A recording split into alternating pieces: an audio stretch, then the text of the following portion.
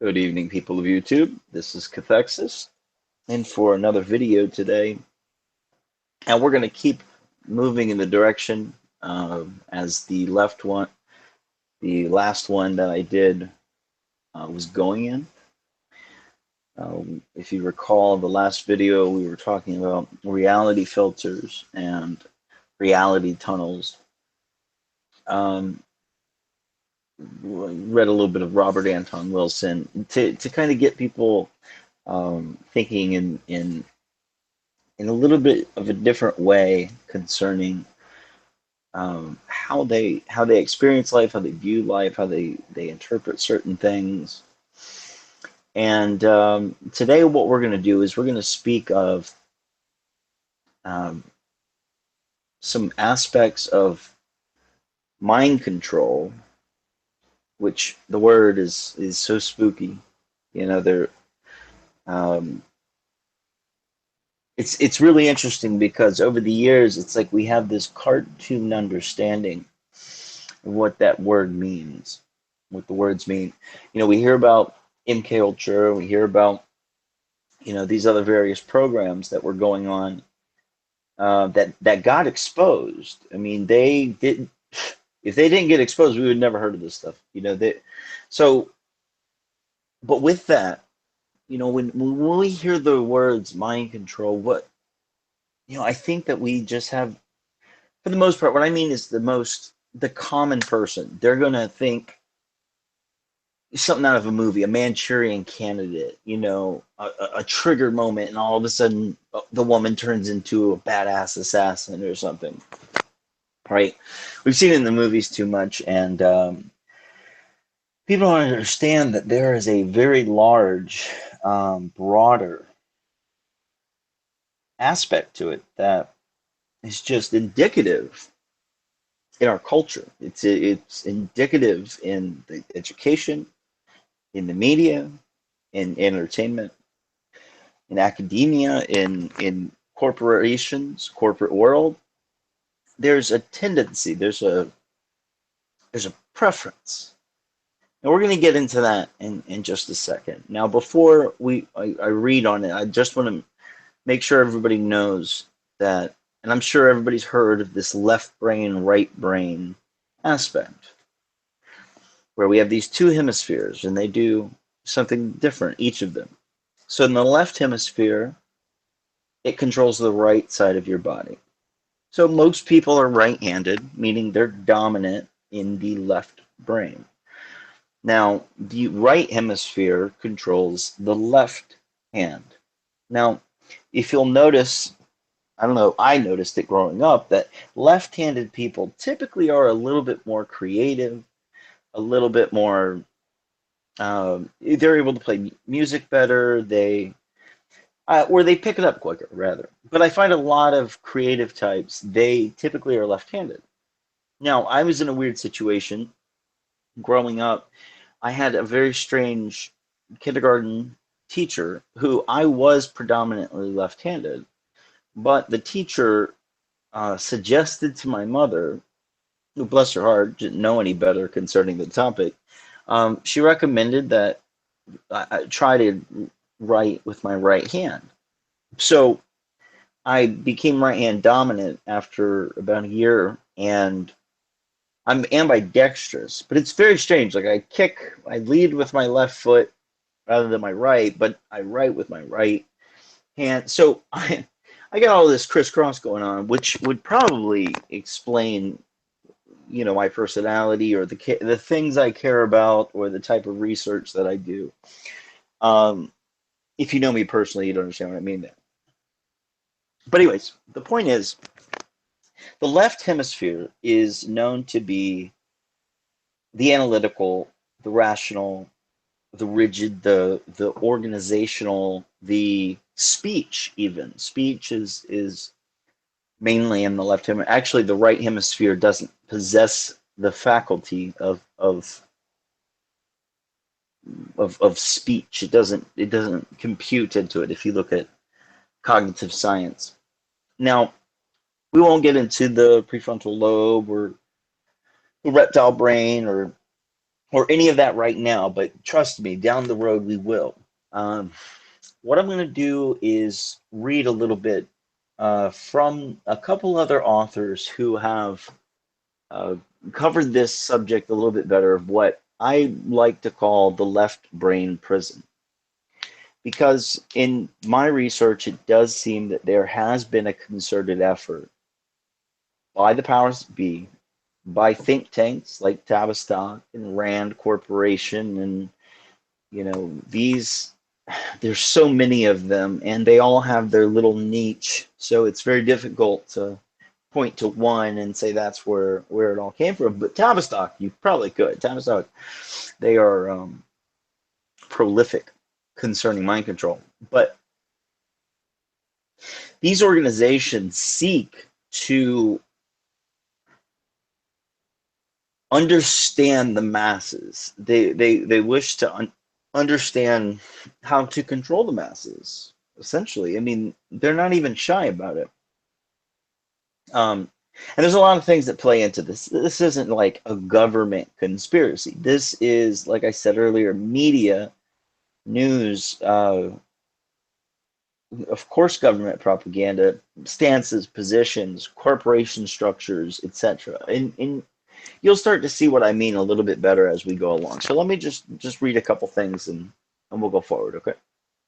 So now, a little heads up, this is actually from, and I do not endorse this man, but he does make sense every once in a while. This is from a one David Icke, or Ick, however you want to say it.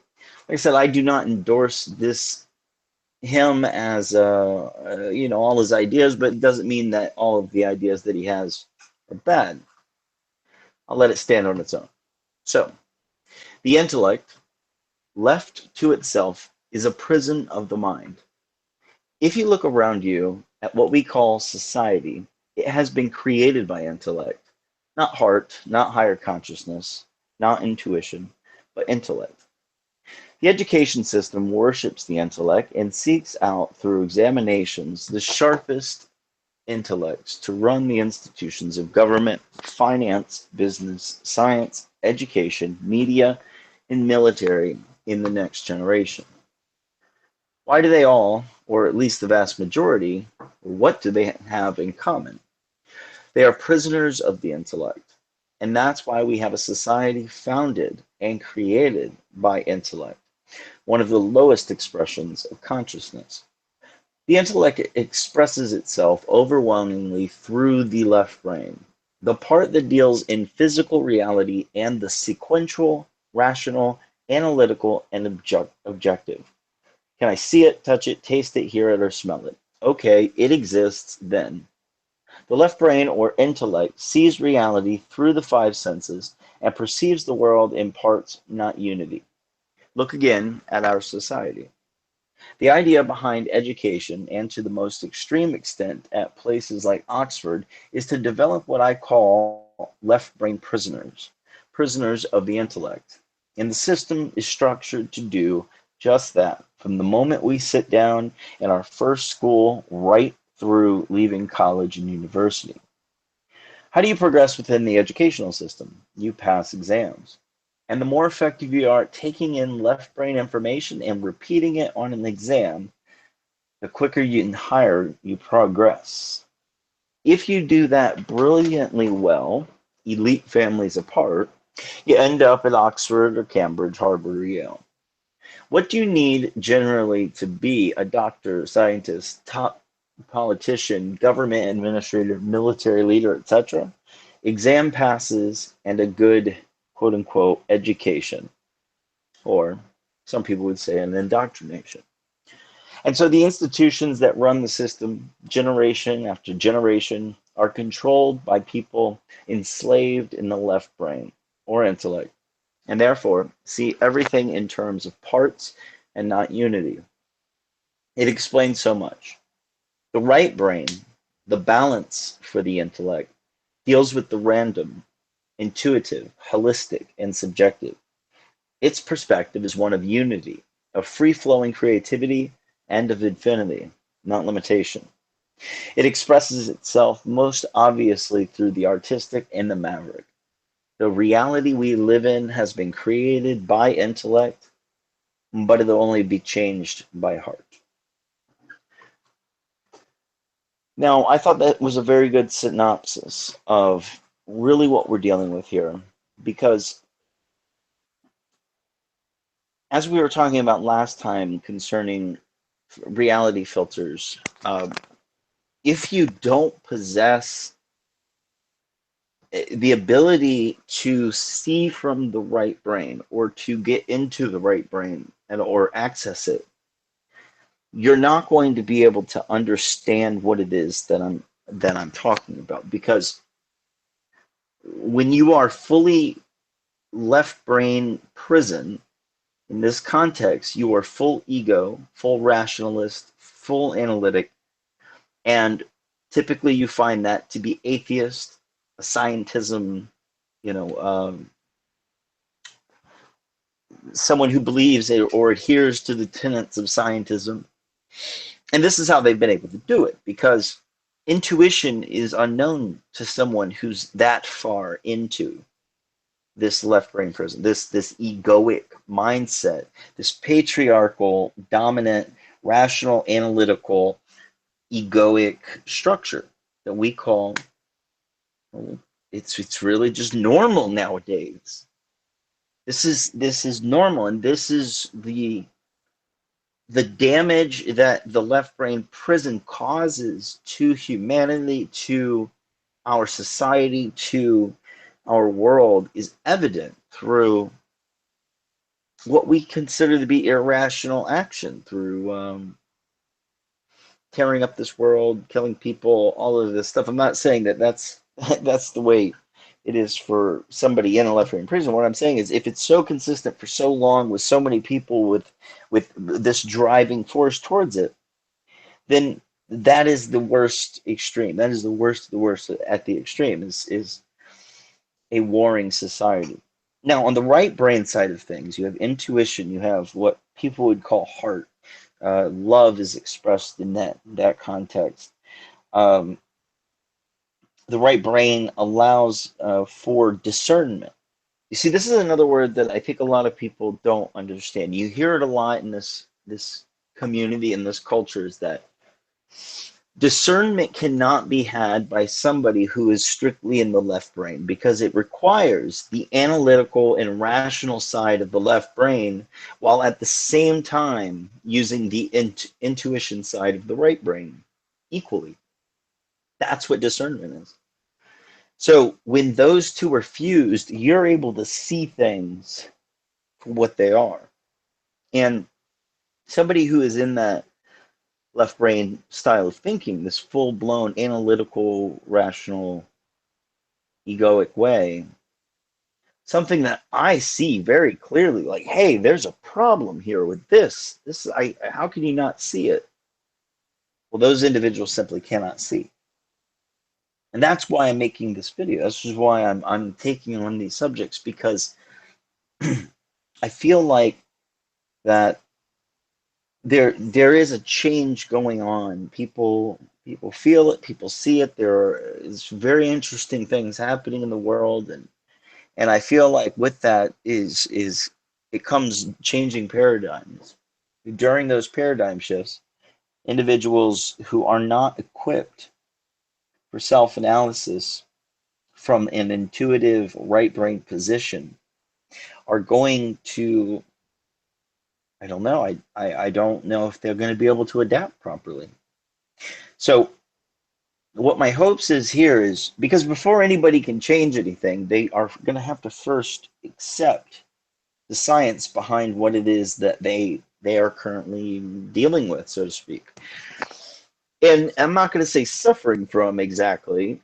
It's variable. If somebody is fully in the left brain prison and they don't even understand what intuition is, or which I was there at one point. I was there 10 years ago. I was out of college. I ended up going down that atheist scientism fanboy route. I was a full-blown egotist, however you want to put it. I was an objectivist. like from Ayn Rand. I was an objectivist. I was an atheist. I absolutely despise the spiritual and the mystical. I said that's nonsense. It's all in their head. It's all just psychological, blah, blah, blah, blah, blah, blah. But you see, the difference is I was fully in my left brain and I did not have access to my right brain. The people that I met who were spiritual, what I would call spiritual now, or mystical, or they valued those things, or they had strong intuitions, especially a lot of women, you know, that right brainedness was evident. And honestly, if you're listening to this video, it's pretty clear. I think it really is. I don't want to overstate this opinion, but I think that if we can bring it to people's attention that, hey, how do you know that you weren't put into this particular way of thinking, like it was conscripted to you? How do you know that the way that you think is yours? And that's what we're going to continue to go over. Now, I found this gentleman named Paul McGuire, and he wrote an article here, um, which is very good. And I'm going to read it. I'll leave the link below. Now, he did this with just I guess it was like a natural health conspiracy website article, but nevertheless, it's still correct. And he did this. He's Paul McGuire, February 10th, 2014. So there are two kinds of history: the history you've been taught, and the secret history that's been hidden from you. In Aldous Huxley's Brave New World, there was a scientific utopia ruled by an elite who genetically bred both superior and inferior races. The superior races and those above them were given access to higher levels of education and knowledge. The idea being that there exists a genetically superior race or bloodline with advanced intelligence that has the right to rule and control the masses. This book of a scientific elite, or an elite who possessed the masses, or an elite who ruled the masses, goes all the way back to Atlantis. According to the philosopher Plato, those works, like the Republic, are widely read by the ruling elite of our day. Atlantis was a highly advanced scientific and technological civilization that was ruled by 10 god kings. There are a number of scholars who believe that these god kings were genetically superior because they were the product of interspecies breeding between an alien race and human women, or the product of breeding between fallen angels and human women. One theory suggests that Atlantis was a pre-flood civilization visited by ETs who not only mated with human women but passed on to mankind highly advanced technology and science. The other theory suggests that the sons of God, which literally means fallen angels, when translated from the Hebrew in Genesis chapter 6, mated with human women and also passed on advanced technology with science to mankind before the flood. Both theories are similar, and the basic differences is the identity and origin of these beings. Now, one could dismiss these accounts as mere legends, except for the fact that we have no explanation for the development of the advanced science and technologies that existed before the flood. Yet there is real evidence that such technologies exist. Even today, we cannot build anything comparable to the ancient monolithic structures like the pyramids and the temples scattered throughout the world, some of them located underwater on the continental shelves, areas that were dry land during the last ice age when sea levels were lower. We don't know how the ancients quarried, lifted, and transported these enormous stones and put them together with extreme mathematical precision. In addition, scientists are just beginning to discover that these ancient monuments are more than just physical structures, but they're technological instruments that not only line up with the stars, but are actually receivers and transmitters of power whose very existence is denied by our more conventional scientists. In the book of Genesis, we read the account of the Tower of Babel in ancient Babylon, which was headquartered for the first one world government, one world economic system, and one world religion. The name Babel refers to the ancient city of Babylon, which is translated from Akkadian, and it means gate of the god. The Tower of Babel was built by Nimrod, who some scholars believe was a Nephilim. a being resulting from the mating of a fallen angel to the human. The Tower of Babel was both an architectural structure to worship the host of heaven and a technological stargate that could open a portal for the passage of interdimensional beings. Now, I realize that this concept has the potential of being instantly rejected as nonsense by individuals who have done zero research on the subject, for the idea is completely out of their frame of reference, and therefore it would be the subject of ridicule. If we go back to Aldous Huxley's Brave New World and the scientific elite proposed by H.G. Wells and others who have taken this idea from Plato, who apparently was inspired by the legend of the 10 god kings of Atlantis, it becomes obvious that knowledge in our society and world is given to people based on a hierarchical structure, such as indicated by the Illuminati symbol of the pyramid on the back of the US dollar. The pyramid is an occult hierarchical organization flowchart. Towards the top of the pyramid, we have the illumined ones, who have been given the secret knowledge of Mystery Babylon and are the scientific elite.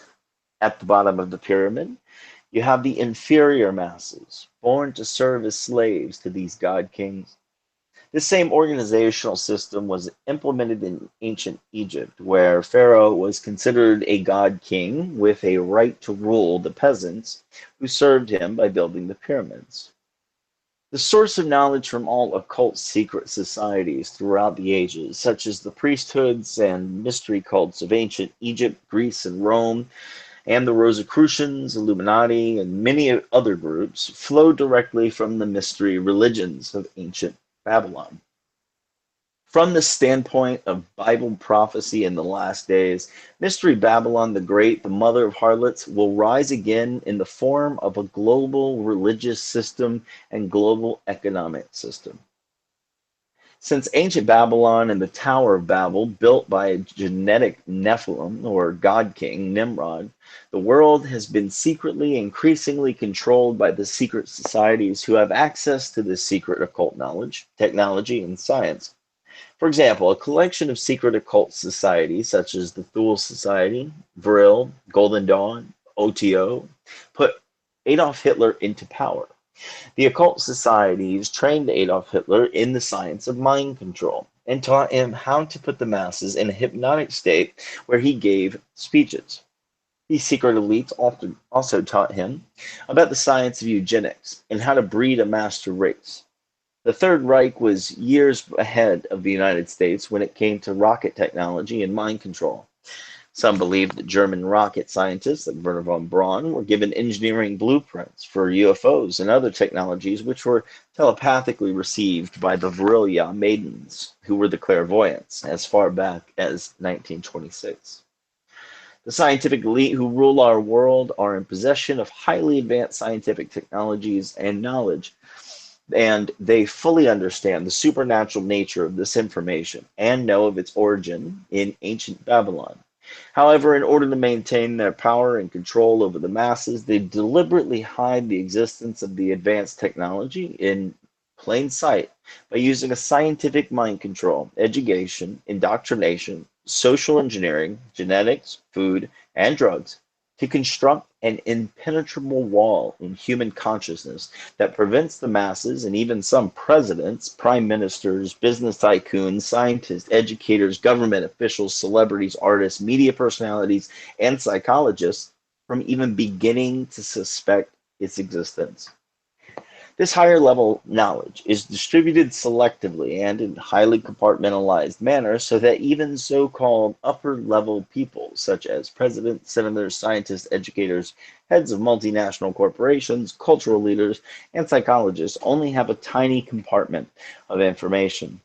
Basically, all the so-called elite in our society, which is different from the secret elite, have been programmed through the educational process, media, and other means into accepting a strictly humanist and existentialist belief system. In this programmed belief system, all the leaders of the society do not and cannot believe in the existence of either a god or the supernatural.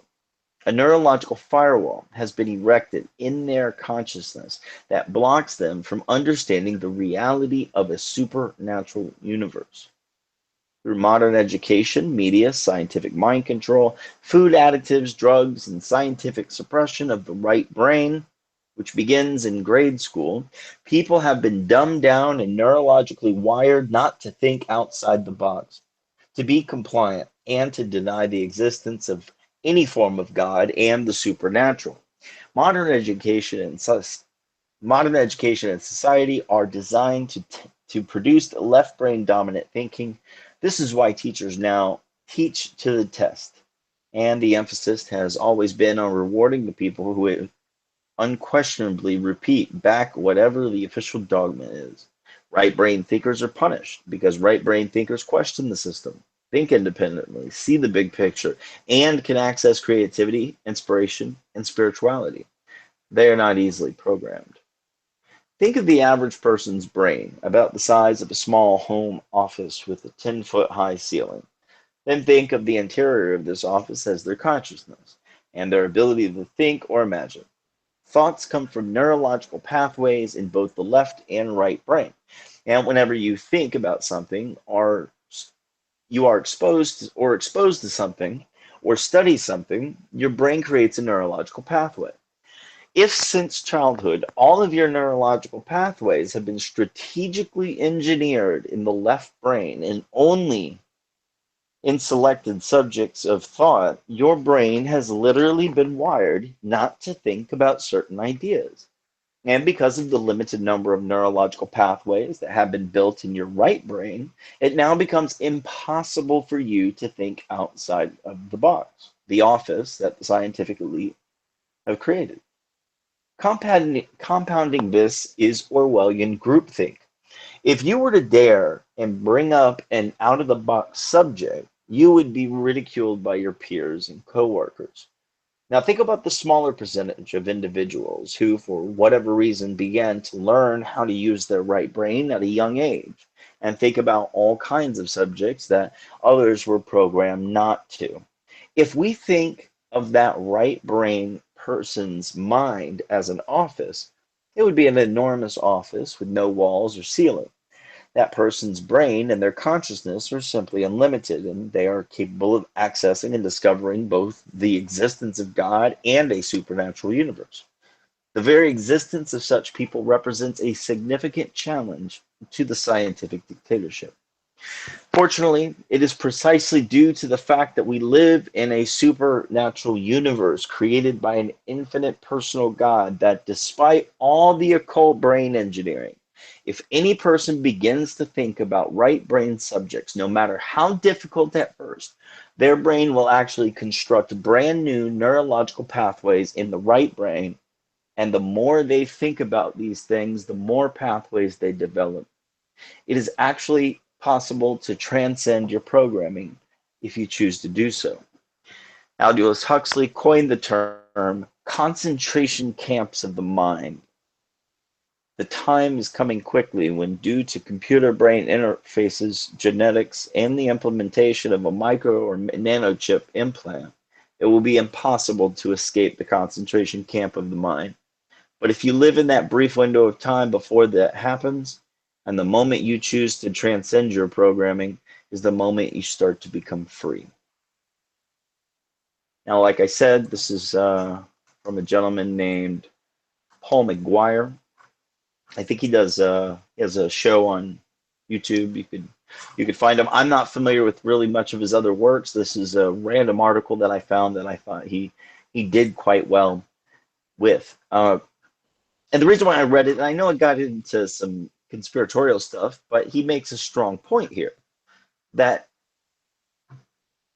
when I first came across these subjects, these are things that it's a process. If you're listening to me, you've already gone down the rabbit holes. I don't think anything that was in that article is shocking to you, okay? And you know of the massive possibility of this. There are two histories here. That's just simply the case. They the elite have theirs. They understand the real sciences, and we have ours. There is this exoteric and an esoteric to everything. But anyways, I won't go back into that. I did want to also read a little bit from There's a book called The Tavistock Institute by Estelin. He's very well known. His name is Daniel Estelin. He also wrote a book about the story of the Bilderberg Group. But this is called Tavistock Institute, Social Engineering for the Masses. Very good book. So this is going to touch on the Huxley issue real quick, which blows my mind. The amount, like Huxley, Orwell, all these guys were rubbing shoulders with the elite. These books are they're roadmaps, guys. They're roadmaps. But anyways, let me just read this quick page. So in Brave New World, Huxley centers on the scientific methodology for keeping all populations outside the elite minority in a permanently autistic-like condition, actually in love with their servitude. Speaking at the California Medical School in San Francisco, Huxley announced, there will be in the next generation or so a pharmacological method of making people love their servitude and producing dictatorship without tears, producing a kind of painless concentration camp for the entire societies so that people will in fact have their liberties taken away from them, but will rather enjoy it because they will be distracted from any desire to rebel by propaganda or by brainwashing, or brainwashing enhanced by pharmacological methods. And this seems to be the final revolution. Now, to Wells's way of thinking, this wasn't a conspiracy, but rather a one world brain functioning as a police of the mind. In a speech on the United States Department Voice of America in 1961, Huxley spoke of a world of pharmacologically manipulated slaves living in a concentration camp of the mind, enhanced by propaganda and psychotropic drugs, learning to love their servitude and abandoning all will to resist. This, Huxley concluded, is the final revolution. Huxley's cohorts in the late 50s experimentation with psychotropic drugs, Dr. Timothy Leary of Harvard University Psychology Department, provided another glimpse into the perverted minds of the Russell Huxley Frankfurt School crowd. In flashback, his autobiographical account of the Harvard University psychedelic drug project, Leary quoted Huxley, "These brain drugs, mass produced in the laboratories, will bring about vast changes in our society. This will happen with or without you or me. All we can do is spread the word. The obstacle to this evolution, Timothy, is the Bible." Leary then added, "We had run up against the Judeo-Christian commitment to one God, one religion, one reality that was cursed Europe for centuries and America since our founding days. Drugs that open the mind to multiple realities inevitably lead to the polytheistic view of the universe," he said. "We sense that the time for a new humanist religion based on intelligence, good-natured pluralism, and scientific paganism have arrived." That was a conversation between Huxley and Timothy Leary. Now, if anybody's paying attention, I did quote Timothy Leary in my last video.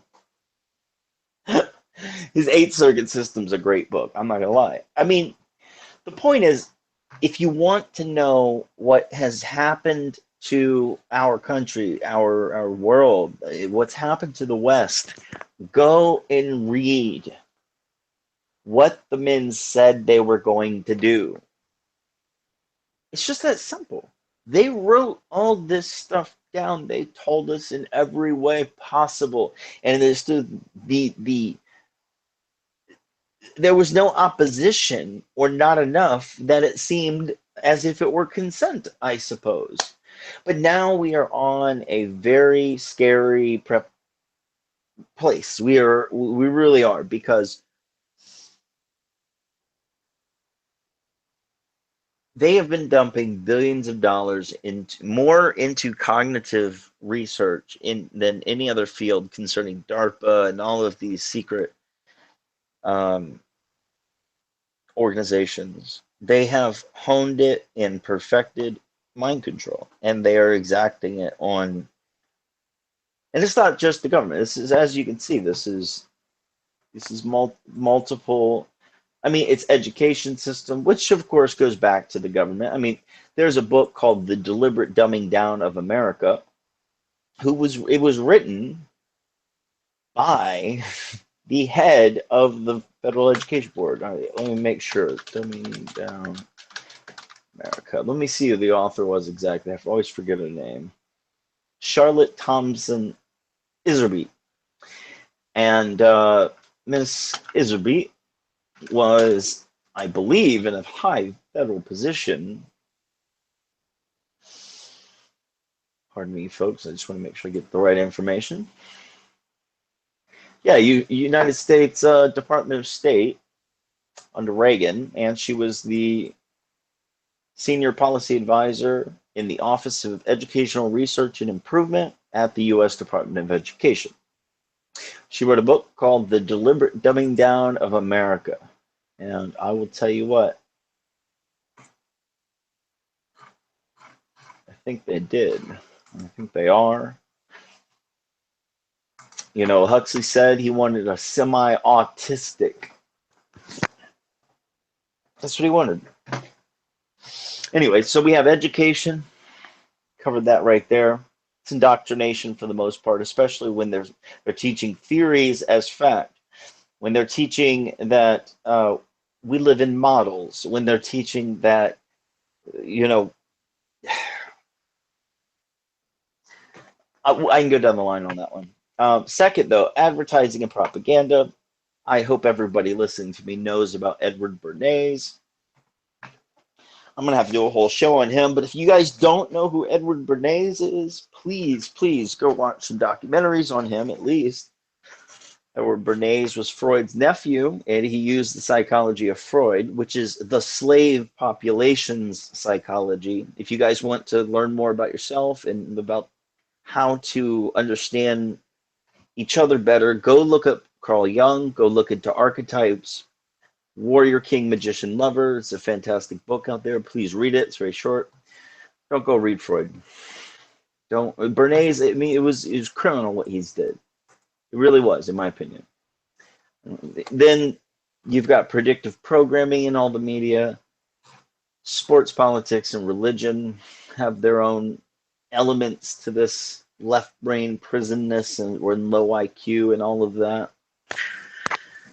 Food, water, and air, which we can get into aspartame and MSG are excitotoxins and they lower IQ, and the type of drugs they make available, either illegal and of course all the opiates and Xanax and all of it. It's just, and then of course there's been military testing that we don't know about probably. And we've got electromagnetic spectrum stuff that I don't even want to talk about. And then, of course, you got, well, actually, I'm not going to even get into it. It gets crazy. It starts to sound like a science fiction movie. It really does when you start to understand flicker rates and anchoring and neurolinguistic programming on top of electromagnetic frequencies and entrainment. You start getting on that level, and that's where they're at. Now, I'm not saying anyone's doing anything explicitly malicious at that level that I have found that I could point to. But my whole point is that we need to be aware of this stuff. Our right brain is the most valuable thing. Not just the right brain, but the communication between the hemispheres, the left and the right brain. It gives us the balance. The left brain is considered the masculine, the patriarchal. The right brain is considered the divine feminine, the matriarchal. If we are stuck in a left brain prison where we can only think rationally, analytically, linear, that's another big one with left brainers. Most people don't understand. You can think exponentially with your right brain. You cannot do that when you're forced into your left brain. Left brain is just simply linear. You can only think step by step, analytical. It's just the way it works, rational. Now you need all this stuff. These are all things that we need to have, and but I think that if we just take the time to understand these facets, then we can play into it, gain new tools, and move forward with ourselves. Um, I'm going to be doing some more work pointing out mind control techniques and neurolinguistic programming and how to use these tools for yourself and how to know if they're being used on you and how to also prune your reality filters the way you need it to. How do you know what you know? How do you These are questions that every individual has to go through. And if you're going through any paradigm shifts, now is the time to understand these tools. So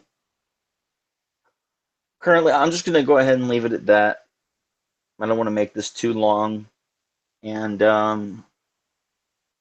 if you guys like what I'm doing here, this is the direction that I'm going to be going in. Please feel free, hit me up on PayPal, and if you want to support this, the more videos I can do, the better. So I've already had two great people that have helped me out, and bless those folks and everyone else for even listening, or if you're taking the time to listen to what I have to say, it's a good feeling, and I appreciate that. So be blessed, everyone.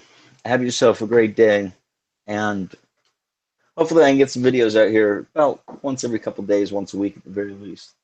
Anyways, take care, guys.